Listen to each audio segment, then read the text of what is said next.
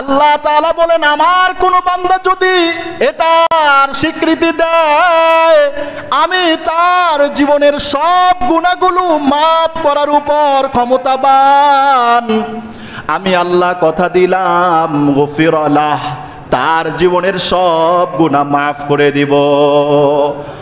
মালাম ইউশরিক B শাইআ, তাকে আমি মাফ করব আমার সাথে শিরিক করার আগ পর্যন্ত। সে যদি শিরিক করে আমি তাকে মাফ করব না, আর যদি শিরিক না করে আমি আল্লাহ কথা দিলাম আমার বান্দাকে আমি আল্লাহ মাফ করে দিব। সুবহানাল্লাহ বলেন না, আল্লাহু আকবার। একজন ব্যক্তি 70 বছর ধরে বলছে সানাম সানাম সানাম সানাম বলছে, মূর্তি মূর্তি মূর্তি, গাছের পূজা, পাথরের পূজা, বানায়া পূজা 70 বছর ধরে বলে, ডাকে, এটাকেই মনে করে ভালো, কল্যাণ, মঙ্গল অমঙ্গলের মাপকাঠি।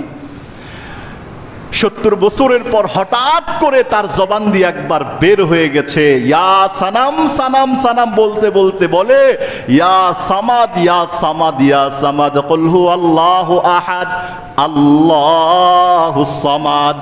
সামাদ কার নাম? কুল হু আল্লাহু আহাদ আল্লাহুস সামাদ। হে নবী, আপনি বলে দিন আল্লাহ হলেন এক, অদ্বিতীয়, তার কোনো দুই নাই। সুবহানাল্লাহ। আল্লাহুস সামাদ, তিনি হলেন সামাদ, অমুখাপেক্ষী। 70 বছর ধরে ডাকেছে ইয়া সানাম ইয়া সানাম, কোনো লাভ হয় নাই, কোনো সাড়া আসে নাই।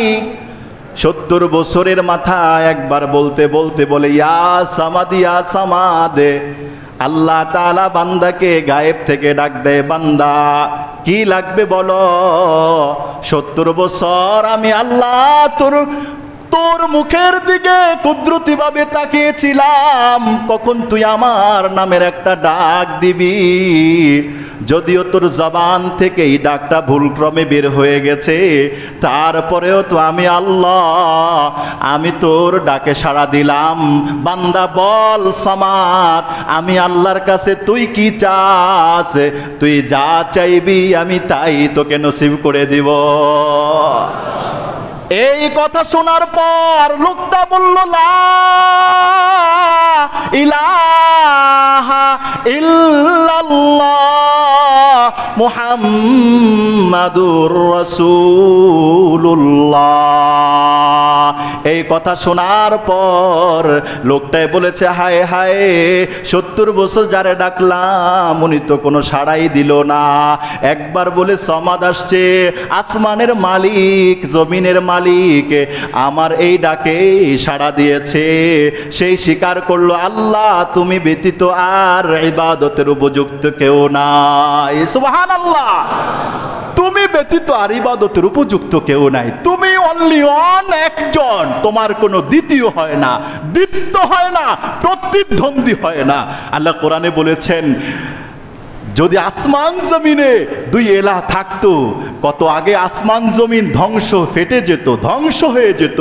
একজন বলবে ঢাকাওয়ালারা বৃষ্টির জন্য হাহাকার করছে, আর আরেকজন বলবে ঢাকাওয়ালারা হাহাকার করলে কি হবে, বগুড়াওয়ালারা তো ফসলের এখন জমজমাট, কাটবে, এই সময় বৃষ্টি আসলে ফসল নষ্ট হবে, লাগবে দুই খোদার বাড়ামারি। কথা না, লাউ কানা ফীহিমা আলিহাতুন ইল্লাল্লাহ লাফাসাদাতা।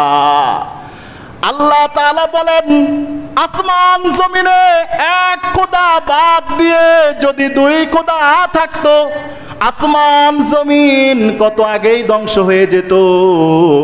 এই জন্যে প্রভু কয়জন? কথা বলে না, প্রভু কয়জন? একজন প্রভু, একজন আল্লাহ, তার কোনো শরীক নাই, লা শারীকা লা, তার কোনো শরীক নাই। আল্লাহ তাআলা যত বিষয় অপছন্দ করেন, সবচেয়ে বেশি অপছন্দ করেন শিরিক করা। যেটা আল্লাহ পাকের জাত এবং সত্তার সাথে আছে, এটা অন্য কারো জন্য সাবিত করার নাম হলো শিরিক। নাম কি? আব্দুল্লাহ ইবনে আব্বাসের বর্ণনা, হাদিসের কিতাব তিরমিজি শরীফের হাদিসের মধ্যে এসেছে, আব্দুল্লাহ ইবনে আব্বাস রাদিয়াল্লাহু তাআলা আনহুর বর্ণনা,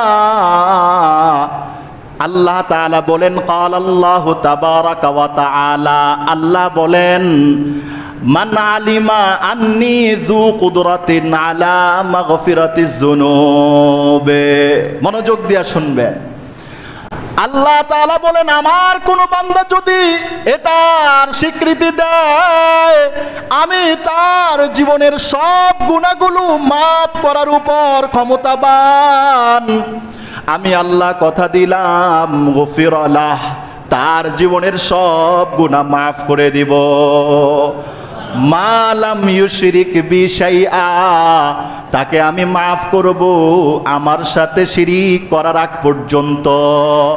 সে যদি শিরিক করে আমি তাকে মাফ করব না, আর যদি শিরিক না করে আমি আল্লাহ কথা দিলাম আমার বান্দাকে আমি আল্লাহ মাফ করে দিব। সুবহানাল্লাহ বলেন না, আল্লাহু আকবার।